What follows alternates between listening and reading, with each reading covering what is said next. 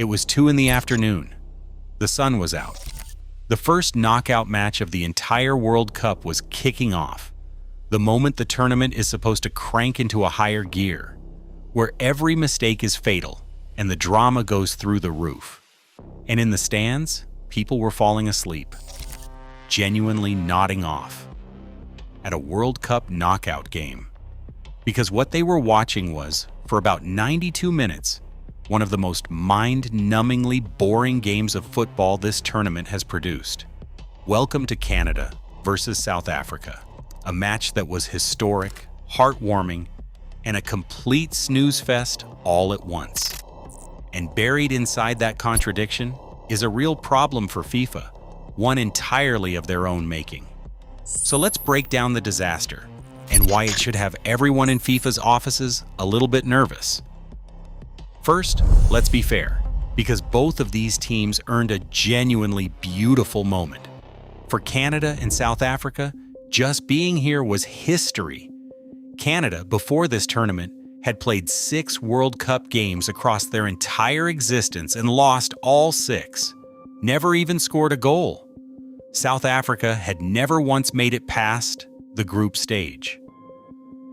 So for both of these nations, simply walking out for a World Cup knockout match was the greatest moment in their footballing history.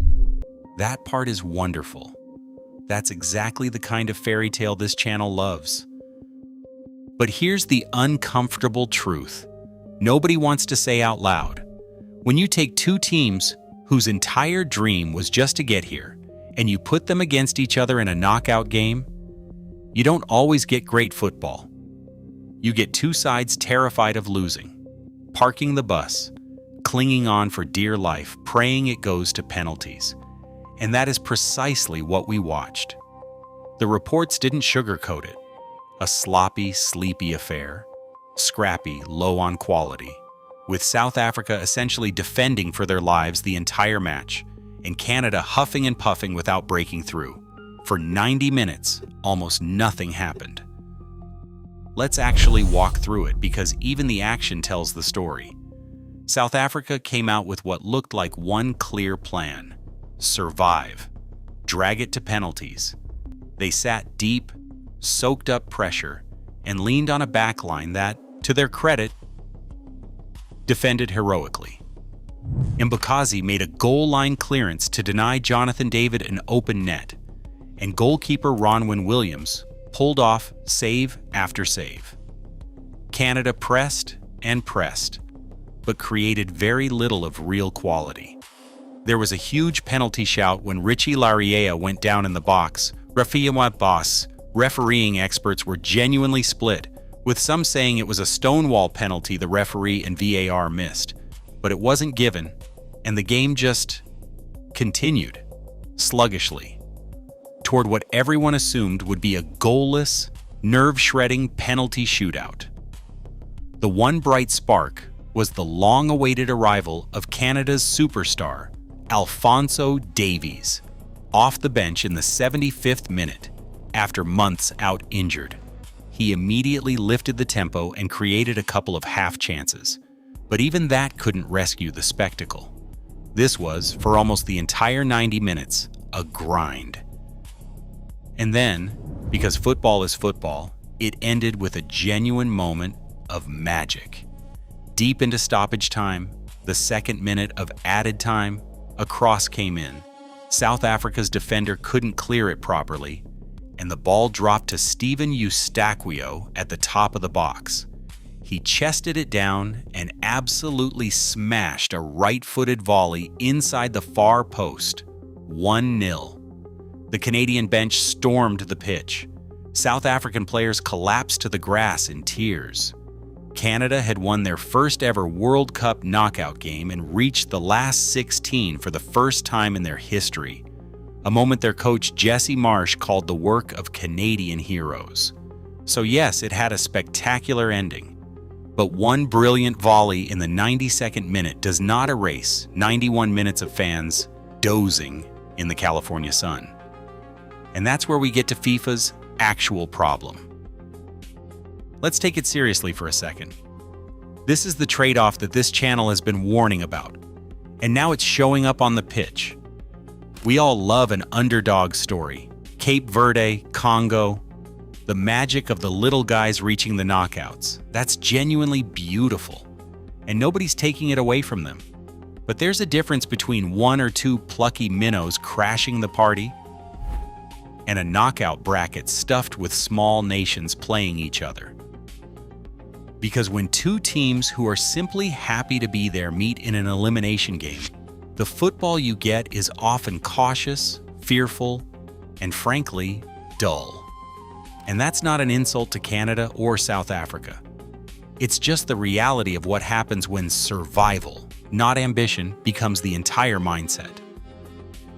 Now connect the dots to why all these teams are here in the first place.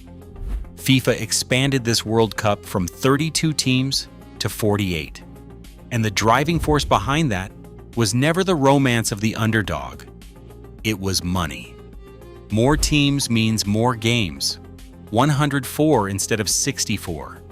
And more games means more tickets, more broadcast revenue, more sponsorship, more cash flowing into FIFA. That was the whole point.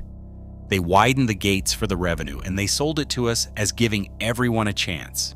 And here's the catch they didn't advertise. When you let in that many more teams, you inevitably let in more sides, whose ceiling is that they are thrilled to be here. Stack enough of those into the knockout rounds, and you get exactly what we just witnessed. A marquee, opening knockout match, the showcase game, the one meant to launch the most exciting phase of the tournament that turned into a 92-minute lullaby. FIFA wanted more games for more money, but more games doesn't mean more good games. And the first knockout match was a flashing neon sign of that exact problem. Think about what's at stake for FIFA here. This is supposed to be the best television product on the planet. They've sold broadcasters and sponsors a tournament that prints drama.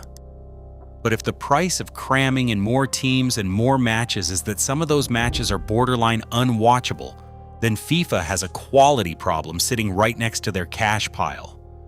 Imagine a knockout round full of these. Two defensive, terrified teams grinding out 0-0 after 0-0, hoping for penalties. The neutrals tune in for the spectacle, and the spectacle puts them to sleep. That's not a great look for a competition that just doubled down on size over quality. To be fair to the other side of this, and we always are, the group stage was genuinely thrilling.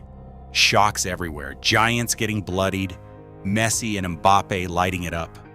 The expansion did not ruin the group stage, and the critics who predicted a parade of blowouts were wrong about that. But the knockout rounds are a different beast. The margins are thinner, the fear is greater, and the gap in quality gets exposed under the brightest lights.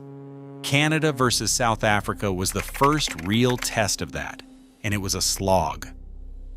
So here's where it all lands. Canada got their fairy tale, and they fully deserve to celebrate a moment that will live in their sporting history forever. South Africa go home with their heads held high after the best World Cup they've ever had. None of that is a disaster. The disaster is the one FIFA built around them.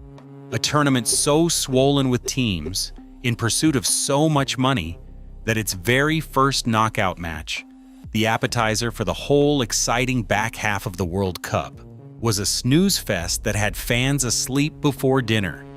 The underdog magic is real, but so is the bill that comes with it. And FIFA just got the first invoice. Was this just one bad game? Or is the bloated 48-team format about to give us a knockout round full of snoozers? Drop your take below and stick around, because if the matches get any slower, we'll need to talk about it again real soon.